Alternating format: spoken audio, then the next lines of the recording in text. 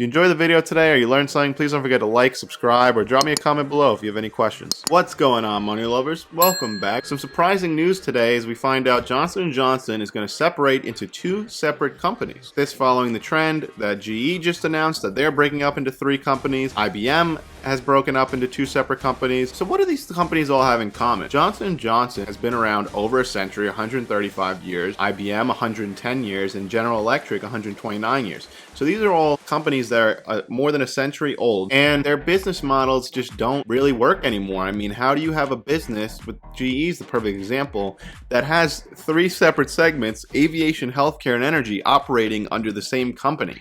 There's not really any cohesion there. IBM, similarly, just a tech company that does so many different things, but at the end of the day, not really a whole lot of cohesion. They're not related. So let's see what the plan is here. And we've made a lot of videos on IBM on the channel here. You can check out the most recent one I did about a week ago. I'll link that in the pinned comment below. But JNJ, let's see what's going on. But so JNJ's plan here is to create two independent market-leading companies. The new Johnson & Johnson would remain a highly diversified global pharmaceuticals and medical devices leader. So it'll be about 65% focused on pharmaceutical and 35% on medical devices, while the new consumer health company will be a global leader with a powerful portfolio of these iconic brands like Neutrogena, Tylenol, Listerine, and so on. And at the end of the day, I've always praised J&J. I really like the company. I own Johnson & Johnson stock. It's historically been one of the best dividend companies, and it's like investing in a healthcare ETF, you know, in and of itself, because they comprise so many different segments with pharmaceutical, medical devices, as well as these home brands. But it makes sense that, again, it's just this business model.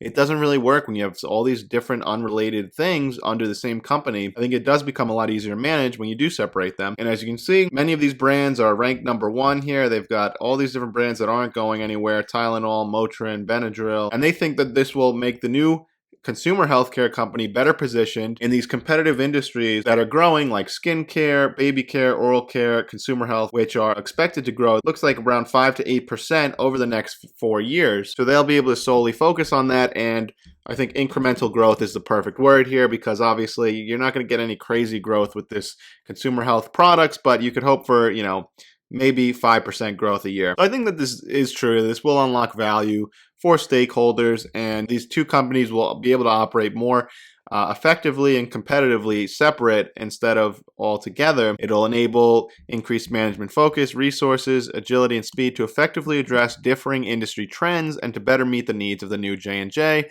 and new consumer health company patients and consumers. So I think this is a good move. These old companies really have to adapt to the changing times, and this whole old type of conglomerate business model, it just doesn't really seem to work anymore. And as you can see, all three of these companies, their stocks have not done a whole lot over the past decade or two. J&J has probably been the strongest performer. I think it's the only one of the three that's actually up over the last decade. And if we look at J&J's third quarter sales here, these iconic home brands brought in $4 billion of revenue. The pharmaceutical brought in $13 billion, and medical devices brought in $6 billion. And when you think about it, it does make a lot of sense that these operate as separate companies, because there isn't a whole lot of relation among the three segments. So I think this is a good move for Johnson & Johnson. It was a bit surprising, but you know, the more you think about it, I think it makes sense. It doesn't change anything in any crazy way. I think what this will do is help unlock some more incremental growth, allow these two companies to be a little bit more efficient and competitive, and therefore maybe they will grow a couple extra percentage points a year.